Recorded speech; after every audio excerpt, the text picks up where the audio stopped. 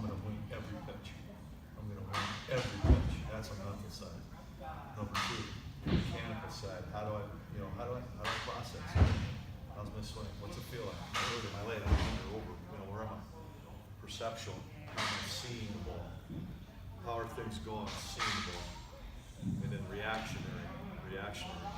Those four things. You get those four things under control, you can hit.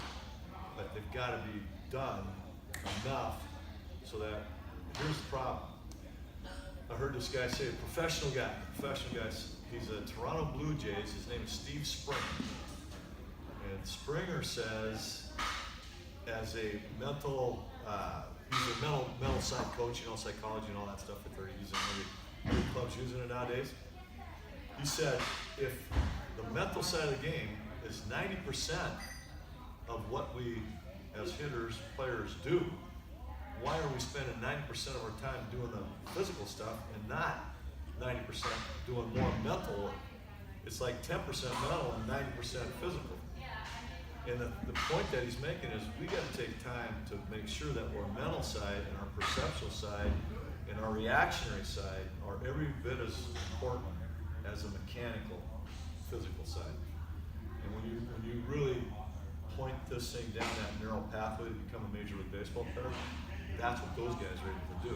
The triple A guys, they just don't quite have one of those things. They're not seeing it, they're not mentally prepared, the reactionary process is not very good, they're not seeing the ball very good. The mechanical part, the thing that you learn is that usually the mechanical part is just a little thing. It's just a little something that you're not doing, that maybe you were doing last month, or last week, or last year, or whatever. Ken Griffey Jr., Trout, all these guys go through it, but they're smart enough to know that they're not going to get down on themselves, they're still going to maintain the process, and I'm going to keep coming to the ballpark every day, ready to go. Nothing gets in their way. They just work through it, and they don't think about being in a slump. That's the worst thing you can do. I saw this thing the other day where the Major League Baseball hired a guy by the name of Bobby Kais, a friend of mine, to take a look at the 2014 top 300 draftable college high school players. And they did a 3D analysis on all of these guys, okay? There's like 25,000 videotape clips. So they did it, and the one thing that came out very clearly to all of them was that, for example, one guy that was one of the better hitters in the college ranks, they had him for 11 at-bats, okay? He had 2 strikeouts and 9 ground ball outs. Never got the ball to the outfield grass. So then they start thinking, wait a minute, here's one of the best hitters in the game, college baseball-wise, and yet he's 0 for 11 with 2 strikeouts and 9 ground ball outs. What's going on? So then they started looking at the pitches that he swung at. The pitches were all within a real small area. They weren't the same. You know, how many times you get the same pitch? Not even in that bat do you get the same pitch. They're always going to be a little bit different. So in this guy's 11 at-bats, they looked at all the pitches, and they're in this little cluster. The guy never made one adjustment. He didn't make one adjustment to help him get away from whatever he was doing, on top of the ball, whatever it was. And so, the point that he was making is, as you become a Major League hitter, a really good hitter, you will learn how to recognize what you're doing and what you need to do to make the adjustment, to adapt and overcome what that guy's doing to you on that day, on that particular day. And you ever had one of those days where you hit the ball, just smoked it 4 times, and you didn't have anything to show because it was right at guys and it caught everything that you hit at them? So how do you feel about that day? 0 for 4, but you had quality at-bats. Every at-bat was right on the money. So as a player, you think, I feel good about it. Then you have those days where you plunk one over the third baseman's head, swinging bunt, you bounce one over the pitcher's head, you flare one over the first baseman's head, and you're 4 for 4, but in reality, did you have quality at-bats? Probably not.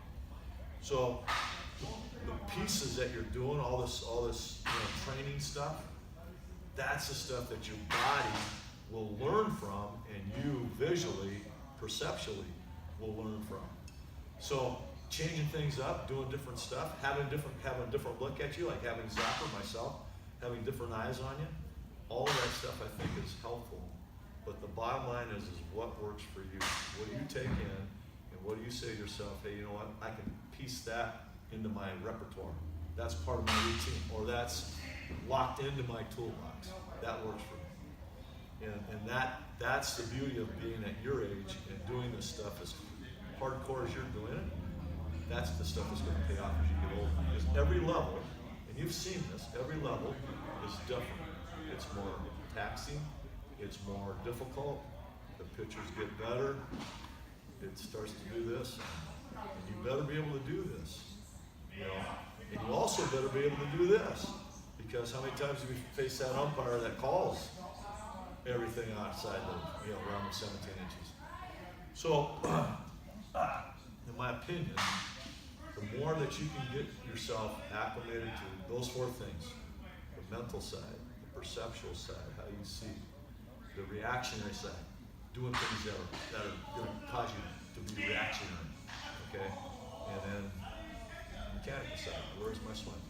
And when you look at yourself in the mirror, and you do a slow motion swing, and it's right on the money, and then you do a fast swing, and it's right on the money, then you start to feel confident, you start to feel good about yourself and your self-image and your self-efficacy at the plate. I don't give in, because I know I'm a good player, I'm a good hitter. And that's the beauty of it. I listened to Mickey Mantle today. It was kind of an old tape, and they asked him, hey Mick, why is it from the right-handed side you swing a 36-38 and hit home runs? And why is it from the left-handed side that you use a 33-35 and hit home runs? And so in the conversation, he goes, I feel stronger from the right side. My top hand, I'm a right-handed thrower. My top hand is stronger, and I feel stronger from the right side. The left side, my left hand is on top. I don't feel as strong, so I go down a little bit, but I still hit home runs. And the other thing he said that I thought was really important, and the announcer guy, what is it that's helping you be the kind of hitter that you are? He says, when I see that right-handed pitcher falling off to the right side, to the right side, first base side, and I'm up there and I'm either hitting left or right, doesn't matter. I'm gonna bunt the ball. I see that third baseman back there, I'm gonna bunt the ball. And so rely on all your tools to take away the shift. You know, they couldn't shift on Mantle. They couldn't, because he would flare a ball there and he'd bunt there if you're going to stack him over there. And nowadays, look at the players nowadays. How many guys are getting shifted and they haven't made that adjustment or learned how to do things the other way. So there's going to come a time when all this long ball stuff is going to stop, and we're going to go back to the game the way it was originally designed. And I think that it might even come down to the owner saying, no more shifts. Have you reading all that? There's not going to be no shifts. Can't do it. So it's going to help the offensive side. But I think as far as becoming better hitters, it's kind of taken away from guys really developing their hitting skills, because nowadays it's all about power and trajectory and pounding, just banging balls. So what you have to do is you have to think about, okay, where are my strengths? Okay, I'm a left-handed hitter. Okay, am I a pull guy? Am I a spray guy? Can I bunt for a base hit? Can I do those kind of things? Because those are the things that are going to be very recognizable to a scout, a coach. Somebody down the line is going to recognize those tools. And the more of those tools you have in your bag, the greater chances you're going to have